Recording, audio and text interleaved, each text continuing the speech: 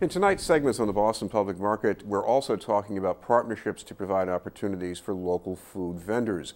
Our guests are from the two partner groups, the CEO from Interprise, Gene Horstman, and the Executive Director of CropCircle Kitchen, Jen Faigel. Thank you both very much for being with us. Thank you for inviting us. I want to say with Gene Horstman, when I grew up hearing food vendor, I thought of the guy selling hot dogs in Fenway Park. So what are we talking about now?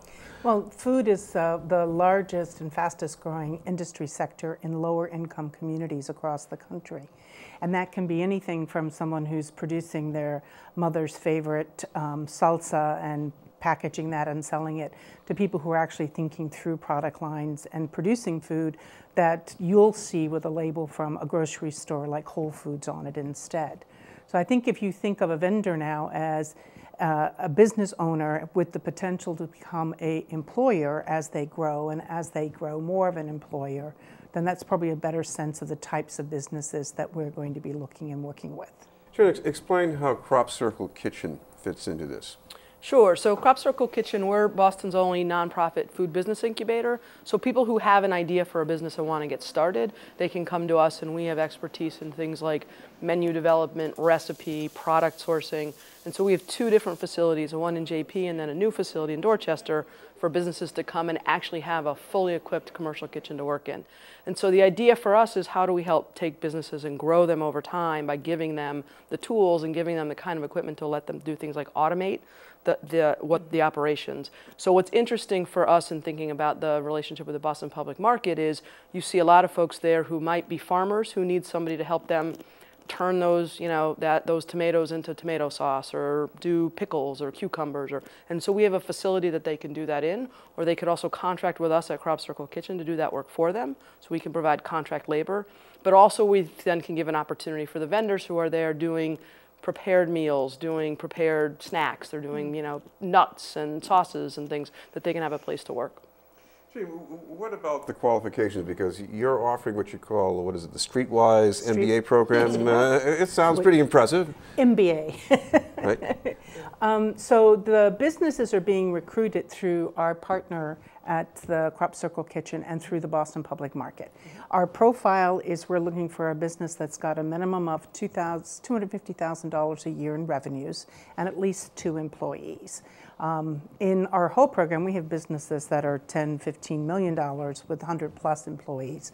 But we expect that at the beginning we'll be working with the smaller end of our band, which will be $250K up to maybe $700,000, $800,000 a year in revenue.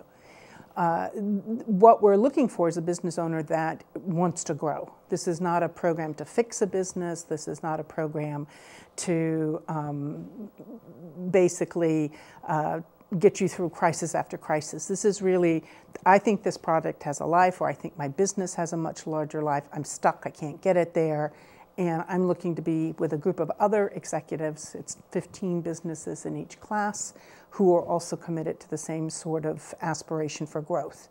And once they've been vetted, we have a selection process they go through. They will work together for 7 months doing the Streetwise MBA and learning together how to grow their business and becoming a support group that for many of them will last for the life of that business, and if not longer. One thing I imagine a lot of these people have to do, and I guess this is the sort of thing you learn when you get an MBA, is MBA rather. How do I market this? How do I get people to go to that market and buy what I'm making?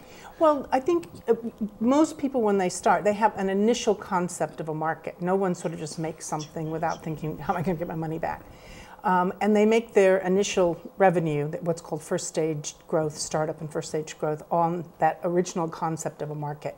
For them to get larger, they have to really become much more, move less from instinct and more to a process for the identification. They need to do research. They need to interview their customers who give them the most business, and to understand where they are and how they can find other customers that are like that customer.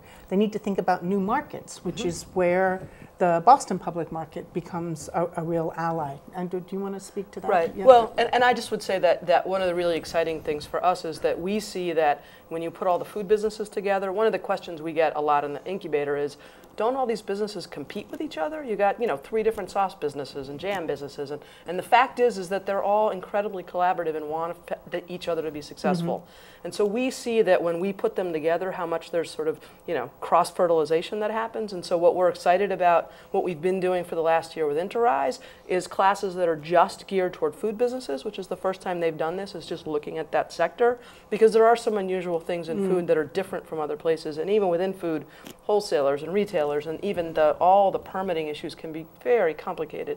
So for them to have a place to come together to be able to see that there's mentors, get some of the guest speakers that they have, incredible people to tell stories about, the war stories of what's happened to get to where they are, is such a value add for the businesses that we're thrilled about the partnership. Not to mention the economies of scale and the storage capacity. That's all very important. The only thing I would just check is, while they may sound like war stories, when our businesses come and engage, they're coming in as people who've been there, done that. Yep. So there's a little bit of carnage and blood and gut everywhere. But what it's really about is the know-how that they've acquired by having gone through the pain. And if a newer business can tap into that, they can avoid a little bit of that pain in so doing. So, Jean, if somebody who's headed in this direction wants to pursue, what should they do? They should talk to Jen. Yeah. Jen? And how do they do that, Jen? So the best way to get in touch with us is through our website, CropCircleKitchen.org, and we have a process where we bring people through an application process. Pretty simple, standard kinds of things. We want to understand that you know what your business looks like, so we ask people to do a very simple business plan, because what we want to see is people who are interested in really being business owners. We're not interested so much in the people who are catering, doing the one-off events. There's opportunities for them to do that elsewhere, but ours is really about incubating small businesses in food. Thank you and both. if I could just say, because not everybody watching this will be in the food industry, if you've got any other type of business and you want it to grow, you can get us at the easiest way is our website, which is interprise.org. Thank you both very much, Jean Horstman and Jen Faigel. Thank you.